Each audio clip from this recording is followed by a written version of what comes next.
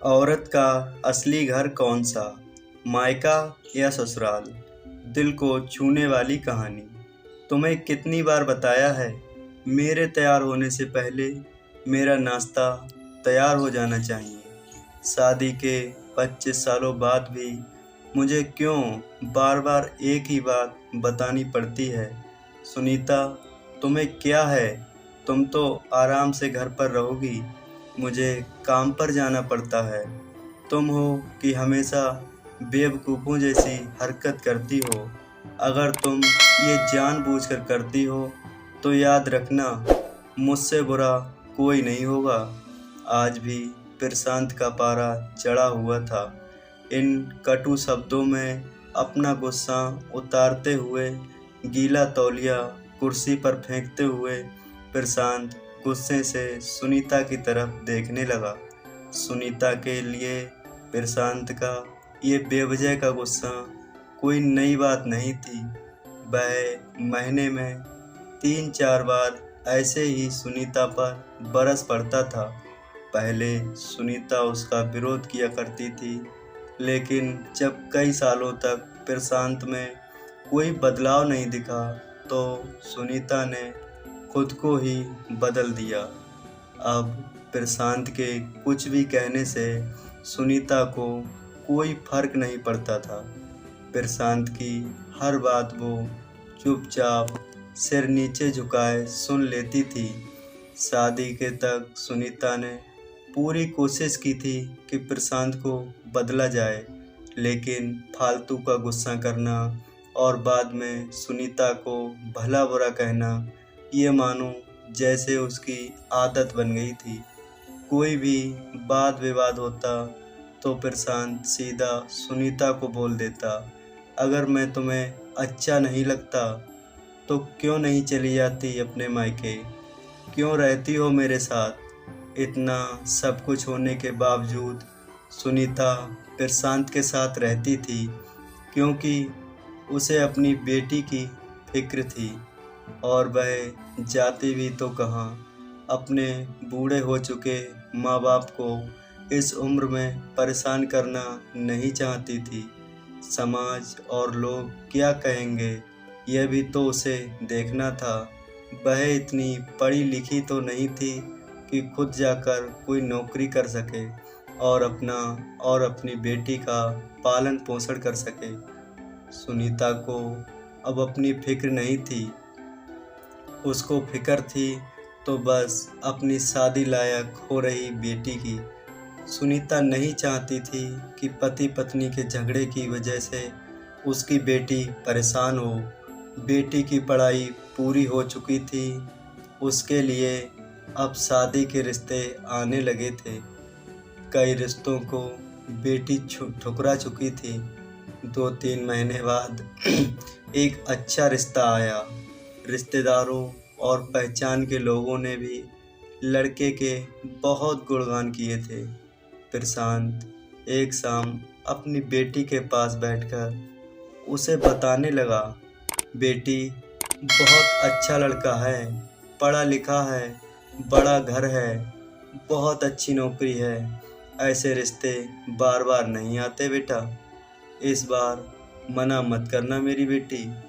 अपने पिता से ज़्यादा बात नहीं करती थी, शायद डरती थी या शायद नफरत करती थी, लेकिन आज वो अपनी पूरी हिम्मत इकट्ठा कर बोली, मुझे अभी शादी नहीं करना है पापा, मैं नौकरी करना चाहती हूँ, खुद अपने पैरों पर खड़ी होना चाहती हूँ।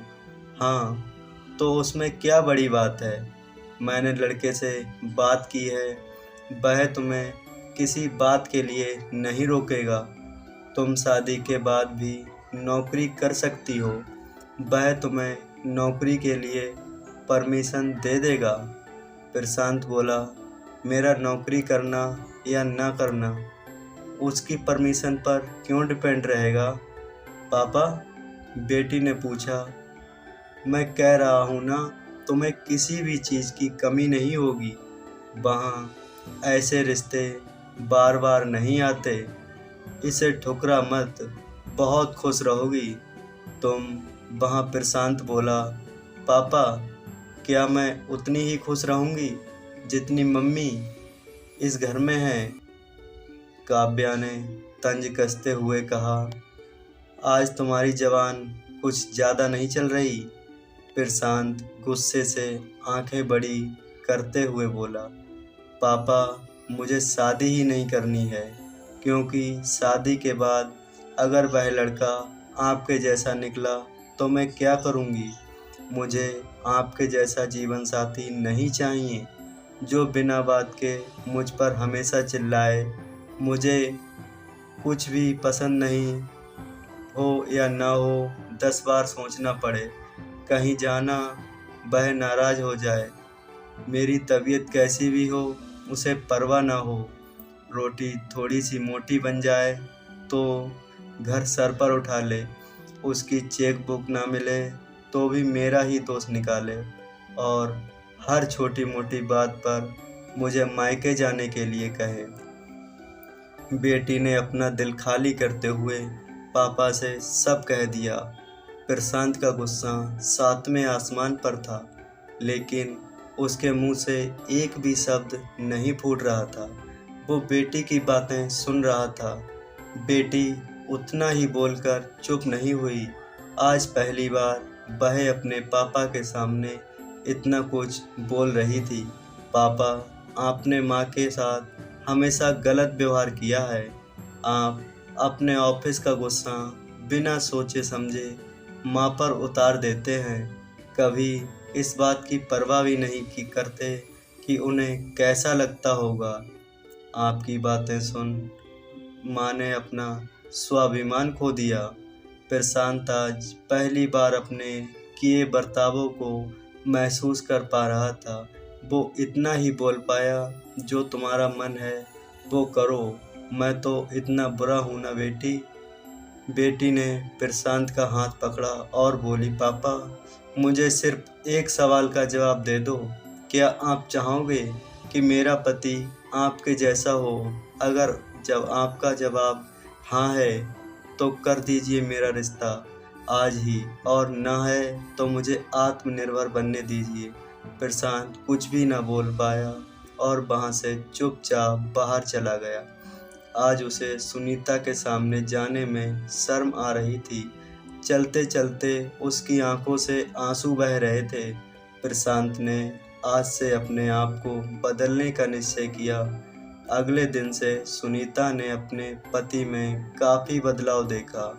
वह सोचने लगी, जो हिम्मत बेटी ने दिखाई है वह हिम्मत अगर मैं पहले ही दिखा देती तो शायद आज परिस्थिति कुछ और होती।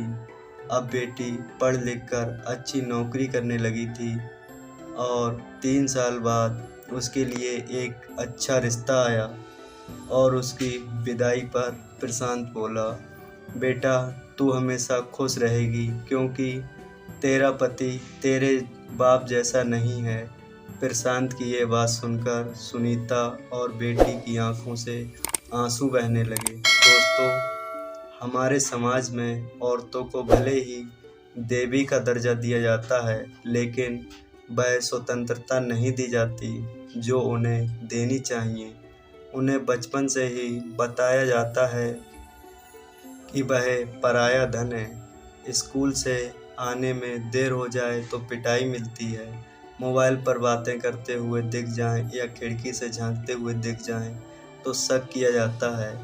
माँ बाप का घर तुम्हारा नहीं है, पति का घर ही तुम्हारा घर है।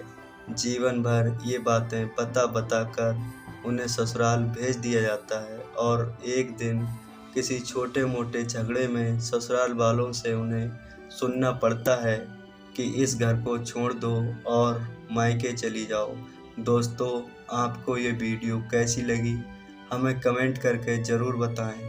अब आप ही बताओ दोस्तों, स्त्रियों का सच्चा घर कौन सा है? आखिरकार वह किस घर को अपना कहें?